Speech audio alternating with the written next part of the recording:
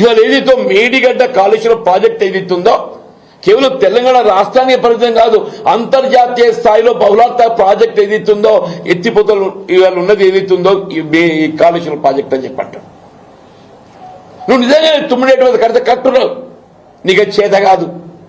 ఇలా మళ్ళీ భవిష్యత్తులో ఏదైతుందో ఇలా మేడిగడ్డ పునర్నిర్మాణం చేయబడాలంటే నీ చేత అయితే కామో తెలియదు, కానీ కేసీఆర్ గారి యొక్క నాయకత్వం లోపల యావత్ తెలంగాణ రాష్ట్రానికి జీవనాధారమైనటువంటి ఒక మేడిగడ్డ బ్యారేజ్ పునరుద్ధరణ చేసి యావత్ తెలంగాణ రాష్ట్ర సస్యశ్యామలమయ్యే విధంగా సాగునీరు త్రాగునీరు అందింపజేయటం బీఆర్ఎస్ పార్టీ కేసీఆర్ గారితో మాత్రమే సాధ్యమవుతుందని చెప్పి పేర్కొంటామని చెప్పంటారు. నేను చెప్పిన హైదరాబాద్కు వచ్చిండే హైడ్రా అంటే ఏదైతుందో ఎవడైనా చెరువులు ఆక్రమించి ఉన్నోడు భవనాలు నిర్మాణం చేస్తే వాని తొలిగిస్తావా? వాని తొలిగి ఓడు ఎవడు గరీబ్ ఓడున్నాడు, వాని తొలిగి పోతాడని చెప్పంటు. నేను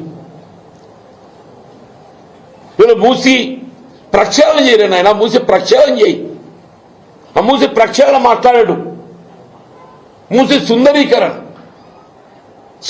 ఎవరికి కావాలనే? మూసి ప్రక్షాళన కావాలి. ప్రక్షాళన చేయు అని చెప్పి అంటున్నాం. సీవరేజ్ ట్రీట్మెంట్ ప్లాంట్లు పెట్టు అని చెప్పి అంటున్నాం. అది చేయడు. ఎంతో ప్రజాపాలన ఎక్కడ నీ ప్రజాపాలన? వీళ్ళ ప్రజాపాలన నెపంతో ప్రజానికాన్ని వంచే ప్రయత్నం చేస్తుండ్రు. ప్రజాపాలన అనే నెపంతో ప్రజానీకాన్ని వంచే ప్రయత్నం చేస్తున్నారని చెప్పి అంటున్నాం. వీళ్ళ మహిళలకు ఏది ఇచ్చిందో ఉచిత రవాణా సౌకర్యం సంతోషం, మీ వెల్కమ్. మరి రాష్ట్ర రోడ్డు రవాణా సంస్థ కార్మికులు ఏదైతే ఉందో రేపు మరి సమ్మెపాటు ఎందుకు పోతున్నాయా? రాష్ట్ర రోడ్డు రవాణా సంస్థ కార్మికులు ఏదైతే ఉందో ఈ అర్ధరాత్రి నుండి ఏదైతే ఉందో సమ్మెకు పోబోతున్నారు. ఆనాడు కేసీఆర్ గారు ఏదైతున్నదో రాష్ట్ర రోడ్డు రవాణా సంస్థలో ప్రభుత్వం విలీనం చేసుకొని ప్రభుత్వ ఉద్యోగస్తులతో సమానంగా వాళ్ళ వేత భత్యాలు పీఆర్సీ కల్పిస్తా అని చెప్పాను అన్నాడే. రిటైర్మెంట్ బెనిఫిట్స్ ఇస్తా అని చెప్పాను అన్నాడు. ఏమైందే? ఉచిత విద్యుత్తు పాపం ఆర్టిజాన్స్ అని చెప్పి అంటున్నా. అసలు ఉచిత విద్యుత్ రాష్ట్రంలో అమలవుతుందంటే క్షేత్రస్థాయిలో దాన్ని అమలు చేసేది ఎవరు? ఆర్టిజాన్స్ అని చెప్పి అంటున్నా. వాళ్ళు సమ్మెబాట పట్టిండ్రు. మన విద్యుత్ ఉత్పాదన ప్రాజెక్ట్ నిర్మాణానికి తోడ్పడుతుంది మన సింగరేణి బొగ్గుగని కార్మికులు అని చెప్పి అంటున్నాను. సింగరేణి బొగ్గుగని కార్మికులు అని చెప్పి అంటున్నాను.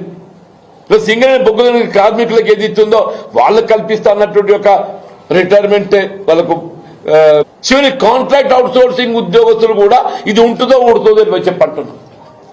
ఇలా కాంట్రాక్ట్ అవుట్ సోర్సింగ్ ఉద్యోగస్తులు కూడా అభద్రతతోని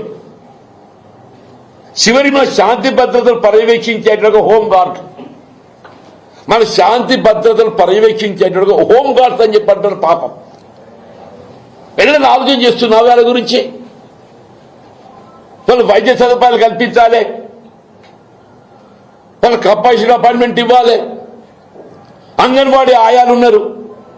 ఎవరి గురించి నీ ప్రజాపాలన అంటూ నేను నీ ప్రజలుగా ఎంతవరకు ఏదో నువ్వు నీ తాబేదారు తప్ప ఎవరికైనా ఆలోచన చేస్తున్నావా?